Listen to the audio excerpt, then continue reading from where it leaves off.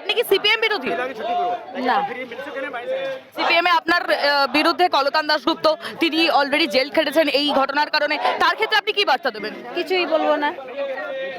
BJP শাসিত যত রাজ্য রয়েছে সেখানে মহিলা ধর্ষক যারা রয়েছে তাদের এখনো শাস্তি হয়নি, তাদের পরিবার এখনো পর্যন্ত কোনো রকম কোনো মীমাংসা পায়নি। সেক্ষেত্রে আপনি কি মনে করছেন যে এখানে দাঁড়ালে আপনি মীমাংসা পাবেন বা আপনি ফল পাবেন?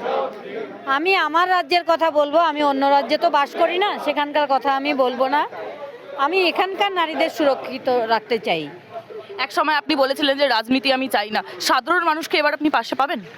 অবশ্যই। যারা 9 তারিখে আমার মেয়েকে ঘরের মেয়ে মনে করেছিল, শুভবুদ্ধি সম্পন্ন মানুষ, তারা আমার পাশে যতদিন আমি বিচার না পাবো ততদিন আমার পাশে থাকবে। তারা যদি রাজনীতির বাইরের মানুষ হন সেক্ষেত্রে আপনি তাদের সাড়া পাচ্ছেন? হ্যাঁ, পানিহাটিতে যদি আপনি যেতেন কি করবেন আপনি?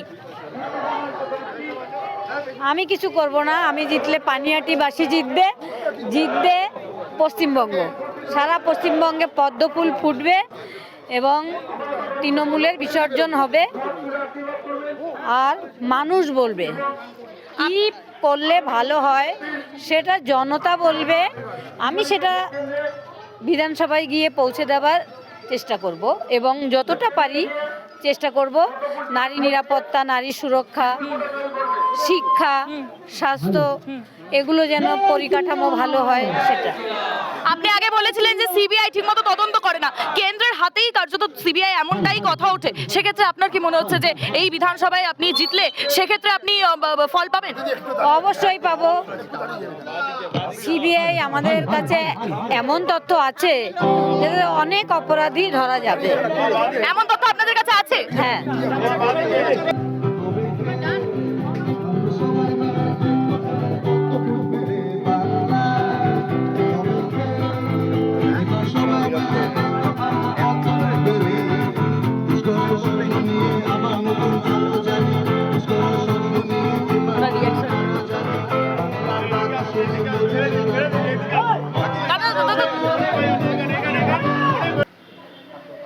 भारत माता की जय, भारत माता की जय, जय श्री राम। এই লড়াই আমার একার লড়াই নয়, এটা সারা পশ্চিমবঙ্গবাসীর লড়াই এবং সারা পানিহাটিবাসীর লড়াই। এই লড়াই আমি জিতবো না, জিতবেন আপনারা, সারা পানিহাটিবাসী, সর্বোচ্চ সারা পশ্চিমবঙ্গবাসী। পশ্চিমবঙ্গবাসী সত্যিই ভালো নেই, পানিহাটিবাসীও ভালো নেই। প্রত্যেকটা মা, মেয়েরা যখন তারা কলেজে যাচ্ছে বা একটু রাত হচ্ছে ফিরতে, তারা চিন্তামগ্ন হয়ে পড়ছেন। এই যে থ্রেড কালচার চলছে, সেটা আমাদের পানিহাটিতেই মনে হয় সবচেয়ে বেশি। এই যে একটা ফ্যামিলি, ঘোষ ফ্যামিলি, পানিহাটির অভিভাবক বলা হয় যাদের, তারা পুরো এত করাপ্টেড, কেউ ভয় মানে বাইরে বেরিয়ে এসে কথা বলতে ভয় পায়। তো সেই জায়গাটা থেকে আমাদের আগে ভয়টাকে দূর করতে হবে। ভয় যদি আমার যেমন ছোঁয়াচে, সাহসীও তেমনি ছোঁয়াচে।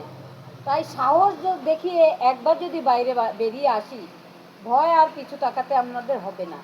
আজকে আমার যে পদসভা ছিল সেটা 6 নম্বর ওয়ার্ডে ইলিয়াস রোডের ওপাশে।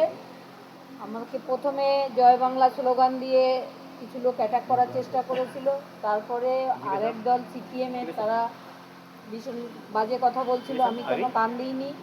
তো যখন ফিরে রিটার্ন আসি তখন আমার পুরো অ্যাটাক হয় আমার উপর। আমাকে একটু লেগেছে, কিন্তু আমার যারা কর্মী ছিল তাদের লেগেছে আরও বেশি। মানে অদ্ভুত একটা ঝাঁপিয়ে পড়েছিল পুরো আমাদের কাছে। মানে আমার মেয়েটাকে মেরে ওদের শান্তি হয়নি। আমাকে 9 তারিখ আবার সেই 25-এ 9 তারিখ আমাকে পুলিশ মেরেছিল, হসপিটালে ভর্তি হয়েছিলাম। আবার কালকে একটা 9 তারিখ আসছে, তার আগে আমাকে অ্যাটাক করা হয়েছে। তো আমি বলতে চাই যেটা, সেটা হচ্ছে আমি কিছুতেই হারবো না। আমার কিছুই হারানোর নেই, কারণ আমার মেয়েটা আমার পৃথিবী ছিল, হারিয়ে গেছে আমার সব। কিন্তু পরবর্তী প্রজন্ম তারা কি পাবে এই সমাজ থেকে? তাই আমি শুধু একটা কথা বলবো, এই পৃথিবীকে এ শিশুর বাসযোগ্য করে যাব আমি, এ আমার দৃঢ় অঙ্গীকার।